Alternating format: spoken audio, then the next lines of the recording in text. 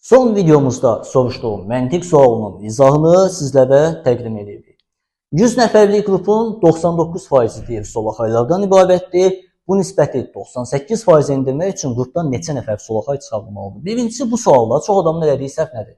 Bax, belə götürürlər də 100 nəfər var. Bunun içərisində bir solaxaylar, bir də sağ əlinə yazanlar. Deyirlər ki, bunun 99%-i solaxaydırsa, deməli 100 nəfərdən 99-u solaxaydır. Yerdə qalan bir nəfər də sağ əlinə yazandır.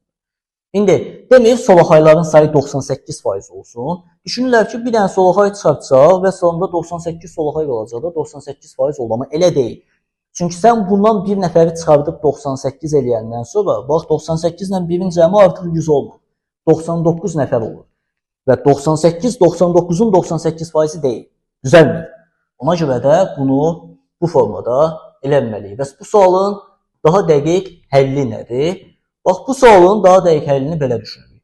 Biz deyirik ki, bu 100 nəfərdən deməli 99-u solaxaydı, bir nəfər sağ əlinə yazandır.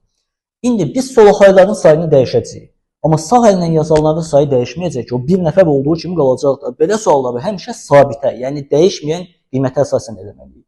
Deməli, bir nəfər hal-hazırda 1%-dir. 99% solaxaydır, bir nəfər də sağ əlinə yazan.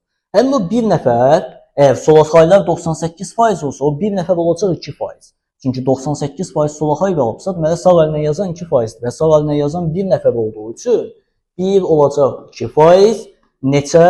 100%. Və bu tənasübümüzü həll eləməliyik. 1-i 100-ə vurduq, 2-yə böldük. Deməli, 50 nəfər qalmalıdır ki, həmin o 1 2% olsun. Yəni 1 50-nin 2%-dir.